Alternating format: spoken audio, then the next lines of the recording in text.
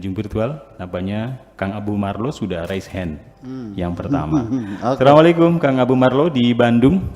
Ini rekan-rekannya ada di sini nih. Pada datang sini. Waalaikumsalam Kang Afkar, Buya. Sehat Kang Afkar, Buya, apa kabar? Sehat, alhamdulillah. Sehat. Ya, oke. Silakan, Terima Kang kasih Marlo. Buya. Saya selalu terkesan dengan kajian-kajian Buya gitu ya, menarik sekali gitu. Terutama tentang dua hal yang ingin saya tanyakan dan ingin kita diskusikan gitu Buya, tentang ilmu gitu ya. Tadi menarik sih, lucu gitu ya. Ketika tambah banyak ilmu, tambah banyak pengetahuan, dosanya makin gede gitu Buya. Jadi deg-degan juga gitu ya, nambah ilmu gitu.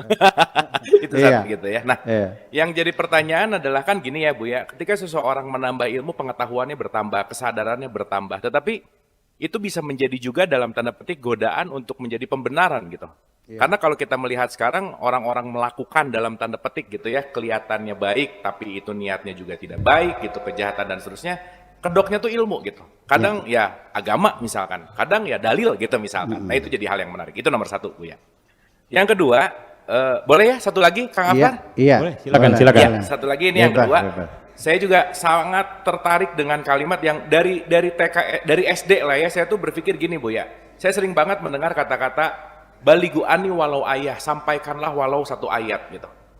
Nah sekarang nggak tahu, saya rasa ini kalimat ini terlalu dikunyah, terlalu ditelen gitu ya, tanpa dikunyah dulu. Jadi seakan-akan dapat satu ayat diceramahin, Jadi semua orang tuh jadi menceramahi gitu Buya. Yang seakan-akan nggak diminta juga nyeramahin gitu ya kira-kira Buya. Itu jadi mubalek semua. Jadi membalik semua gitu ya. Dengan awal-awalnya kata-katanya misalkan hanya mengingatkan gitu.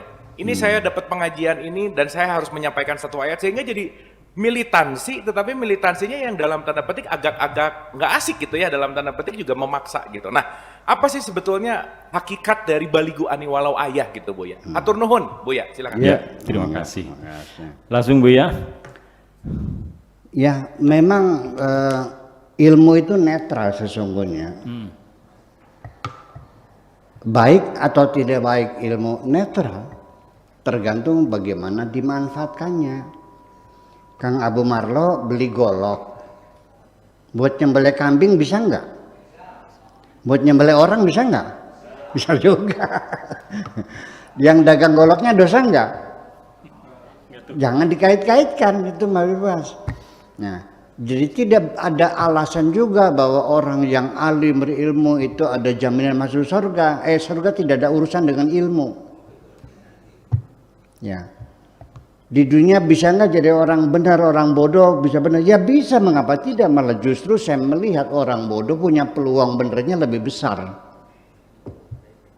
Orang yang sederhana hidupnya, pola hidupnya sederhana, itu yang artinya peluang jadi benarnya lebih besar.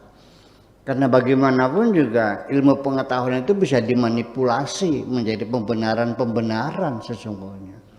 Karena bagaimanapun kekuatan argumentasi ilmiah kan memukau orang, sangat mengagumkan dalam menyusun argumentasi, bagaimana dia menyusun premis-premis logis dalam berpikirnya sampai pada satu konklusi yang dapat dipastikan kebenarannya. Itu kan luar biasa memukau, dan itu kan sering dimanfaatkan, dimanipulasi ilmu itu untuk membenarkan sesuatu yang salah. Nah, itulah makanya jadi semakin banyak ilmu di dalam otak kita, semakin seringkali dimanipulasi untuk menjustifikasikan kesalahan-kesalahan yang kita lakukan. Kenapa demikian? Karena setan juga dalam strategi dan taktik menggoda manusia, termasuk menggunakan pola-pola seperti itu. Dan sampai nanti pada akhirnya, kenapa setan memanipulasi ilmu pengetahuan kecerdasan orang lain supaya orang itu tidak mengaku bersalah. Kalau orang sudah tidak mengaku bersalah, itu sudah bersahabat dengan setan. Itu sudah sudah mendapatkan titelnya S1. S1. Kalau orang sudah merasa tidak bersalah, itu sudah S1. Tapi kalau orang sekedar banyak bermaksiat tiap hari, tergoda setan, ngelacur, judi segala macam, itu belum sarjana, masih pengikut setia. Dan setan belum berhasil. Tapi kalau orang sudah merasa tidak bersalah, situ setan sudah menang. Karena dia sudah bersahabat dengan setan. Nanti kalau sudah S1 disekolahkan lagi oleh setannya. Ya, sampai akhirnya bukan sekedar mengaku bersalah, tetapi juga mengajak-ngajak orang lain melakukan kesalahan. Ya, dan menyalah-nyalakan orang lain.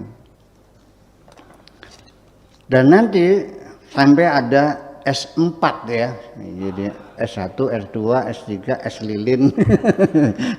Iya. Ya itu. Nanti kalau orang itu sudah S2 disekolahkan lagi untuk S3, yaitu merasa bangga ketika melakukan dosa-dosa. Seorang maling, pencuri, tapi masih ada rasa malu, hasil curinya disembunyikan, dipakainya sedikit demi sedikit, orang lain tidak tahu. Itu masih ada mendingnya. Sekarang banyak orang yang hasil mencuri, hartanya dipamerkan di depan mata orang-orang miskin. Hasil uang korupsi dipakai buat rumah seharga 50 miliar di tengah-tengah perumahan yang kumuh. Dipamerkan dengan mobil yang mewah. Sudah bangga dengan dosa-dosanya. Nah, nanti kalau sudah S4 ini ada lagi S5-nya ya. S5-nya ini begitu dia cerdas, punya wibawa, punya kekuasaan, ikut pemilu, jadi pemimpin bangsa. Nah, kalau manusia-manusia setan syayatinul insi, manusia-manusia setan itu menjadi pemimpin, itulah menjadi tauhid. Kalau dulu hanya mengajak orang maksiat, tetapi kalau sudah jadi tauhid, dia bisa memaksa memurtadkan rakyatnya kalau tidak dibunuh semuanya itu. Dan korbannya berjuta-juta manusia dibunuh oleh pemimpin yang tauhid semacam itu. Pelanggaran hak asasi manusia. Setan tidak bisa membunuh seseorang, tapi manusia setan bisa membunuh jutaan manusia. Terima kasih. Satu lagi Bu ya, tentang sampaikanlah walau satu ayat tadi. Ya, satu ayat ini maksudnya Nabi mengatakan kalau saya ngomong nggak usah dicatat. Kalau saya ngomong hadis nih nggak usah dicatat. Yang dicatat Al-Quran saja, ayat-ayat Allah. Jadi sekalipun hari ini aku hanya dapat satu ayat, tolong dicatat, langsung disosialisasikan kepada masyarakat. Disosialisasikan masyarakat, karena ini urgen, penting. Setiap ayat itu, karena Al-Quran diturunkan secara gradual. Nuzil Al-Qur'anu munajjaman, sedikit demi sedikit. Nah, setiap kali turun, itu Nabi langsung panggil juru tulis, dan disuruh disebarkan ke seluruh seantero dunia, ke seluruh wilayah, segera dibagikan. Karena ini adalah firman Tuhan dan harus disampaikan walau ayat. Jadi bukan hadis, ini Al-Quran. Gitu jadi persoalannya. Nah, jadi sekedar menyampaikan bahwa telah turun ayat sekian. Tetapi ini lalu dimanipulasi sebagai alat untuk menegur kesalahan orang dengan mencemoohkannya sekalian. Kalau menegur boleh saja, tapi hapunten heula. Mohon maaf dulu, mohon izin Pak, boleh saya berpendapat, kan gitu. Nah sekarang balighu anni walau ayat disampaikannya bukan mohon maaf dulu, minta izin, tidak, langsung jebret kafir murtad halal darahnya. Gimana lagi? Jadi ketika mereka menyampaikan anjuran lebih balighu anni walau ayat, tidak salah. Tetapi prosedurnya dan caranya, metodologinya yang perlu diperbaiki. Itu aja. Jadi pakailah sopan santun. Kita mau melangkah berjalan di situ banyak orang tua yang sedang berdiri. Kita orang Jawa saja minta 1.000 kok. Orang Jawa minta 1.000 enggak Pak Abu Marlo? Nyuwun sewu. Ya kan izin. Kita orang timur nggak bisa. Kalau orang Arab mah boro-boro pun dan permisi. Orang lagi sholat juga kepalanya dilangkahi, nggak ada masalah di sana. Kalau nanti udah pernah naik haji, lihatlah kelakuan orang Arab tuh kayak apa itu, kasar banget. Ya, nggak ada punten-punten, nggak ada orang lewat itu punten nggak ada. Iya. Adi manggil kakak juga manggil namanya aja. Adinya Pak Rohmat, manggil Pak Rohmat nggak ada. Abang nggak ada. Ya Rahmat. Itu Arab kelakuannya gitu tuh.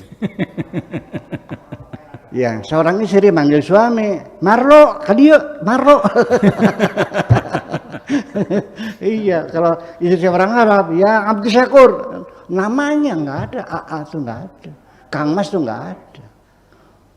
Jadi nggak ada apa level-level itu semacam itu. Jadi mereka juga sama ketika orang bid'ah, kafir, musyrik gitu semacam gitu. Itu kan tidak cocok dengan peradaban timur kita ini.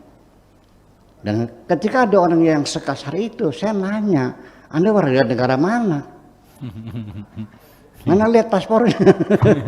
Warga negaranya mana? Kalau orang Indonesia tidak seperti itu kok.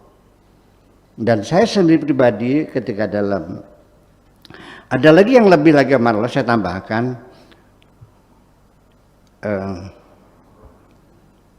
apalagi ada lagi anjuran Tuhan ya qulil haqqa walau kana murran. Ini lebih gawat lagi. Qulil haqqa, katakanlah kebenaran walau kana murran, sekalipun pahit. Katakanlah kebenaran sekalipun pahit. Oke, saya sepakat. Kebenaran perlu disampaikan. Itu filosofisnya seperti itu. Tetapi ketika pahit, ya tolong dibungkus dengan gula dong. Kayak obat-obatan buat anak-anak kecil itu dibungkus pakai gula. Ya kalau kamu memaksakan orang Sunda menyampaikan, kamu aja telan sendiri situ. Iya, artinya dengan bahasa yang manis. Saya ingin memberikan satu contoh betapa sulitnya kita menyampaikan kebenaran.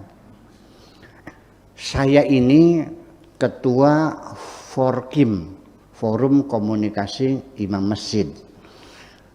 Kita latih kualitas sholat para imam seluruh Indramayu itu rutin selama 10 tahun. Dengan fikihnya, dengan bab fikihnya, dengan segala kemasyarakatannya dan sebagainya, ya termasuk latihan baca Fatihah yang fasih yang betul sampai menghabiskan 90 juta dulu tuh. Nah, setelah itu kan saya keliling ke masjid kalau malam tuh, untuk kalau siang kan tidak bersuara, untuk mengecek efektivitas pelatihan-pelatihan itu. Nah, tiba-tiba saya masuk ke masjid. Nah, imamnya ini ketika membaca Fatihah, ihdinas siratal mustaqim siratal ladzina an'amta 'alaihim, ya, iyyaka na'budu wa iyyaka nasta'in, iyyaka na'budu wa iyyaka nasta'in, ihdinas siratal mustaqim. Yang disambung tuh, enggak salah disambung. Tapi ketika iyyaka na'budu wa iyyaka nasta'in, kan nasta'inu, enggak ada fi'il mudhari majrur tuh. Ada nggak fi'il mudhari majrur? Fi'il mudhari yang kasrah itu nggak ada. Iyyaka na'budu wa iyyaka nasta'inu. Kalau disambung iyyaka nasta'inu dinas siratal mustaqim. Sebelum saya menegur kesalahan imam, saya sanjung dulu supaya jangan marah. Pak Imam suaranya luar biasa, merdu sekali suaranya. Makharijul hurufnya istimewa sekali, kan begitu. Nah, tetapi, nah kan, saya kira kan disanjung dulu supaya teguran kita tidak nyakiti hatinya kan, ya kan. Nah, orang zaman sekarang negur itu tidak begitu langsung jebret kafir, murtad, bidah, neraka gitu. Gimana lagi? Ini kan bere-bere banget sih jadinya. Nah segitu saya terima, mohon maaf sendiri. Gimana sih? Tapi ketika baca iyyaka na'budu wa iyyaka nasta'inu, marfu, nasta'inu, jangan nasta'ini.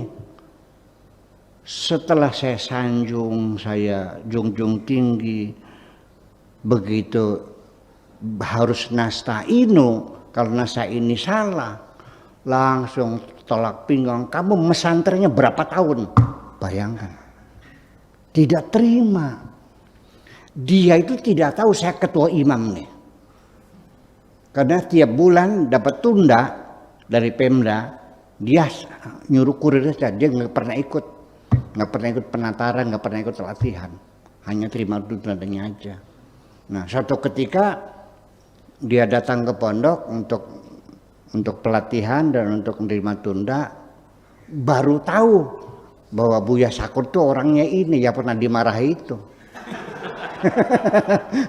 Dia nunduk muka aja.